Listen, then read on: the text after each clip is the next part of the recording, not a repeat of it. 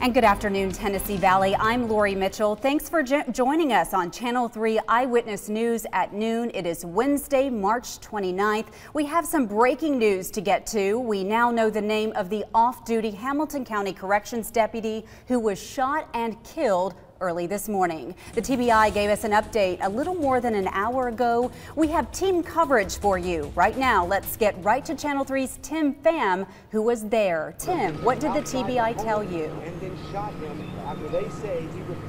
Well, good afternoon, Lori. We've been tracking this story for about the last 12 hours now, and you can still see behind me that there's crime scene tape up, as well as detectives still processing the scene. Again, about 12 hours later, and we're learning more information about what happened. The Tennessee Bureau of Investigation says that Daniel Hendricks was the suspect killed by police. Hendricks was a Hamilton County Sheriff's Office correction deputy. He was celebrating his birthday with two female off-duty Chattanooga police officers. Those officers say throughout the night, Hendricks became upset, and that's when the off-duty officers left and called 911. And when police arrived, Hendricks waved a weapon, and that's when Chattanooga police fired at him at least 4 times. Hendricks later died from his gunshot wounds at a local hospital. Now, this officer-involved shooting is the third in Hamilton County, according to Channel 3 records. TBI says they've seen a spike in officer-involved shootings this year statewide.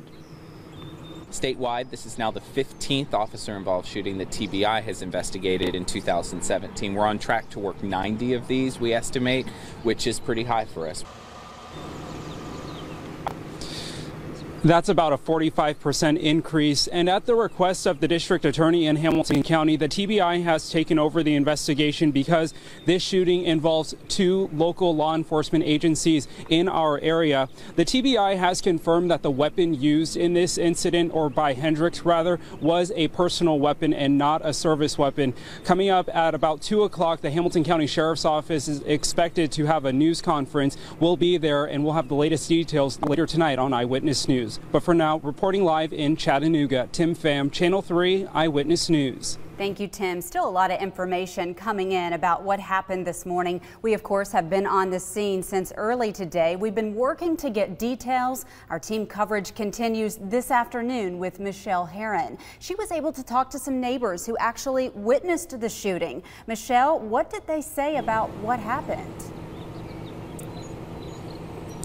Hey, good afternoon to you, Lori. Just one note, lots of people being impacted by these couple of streets that are still shut down at this hour. We're almost 12 hours into this investigation, and as you can imagine, lots of folks haven't been able to get in and out of their neighborhoods, and lots of people just standing around wanting to figure out what happened. Now, I met up with Anita Franklin. She lives nearby. She was just getting home from work around 1:30 this morning when she happened to hear those gunshots erupt. I had just got home and got in the shower, and then all of a sudden I heard just rapid fire, like 5 or 6 shots.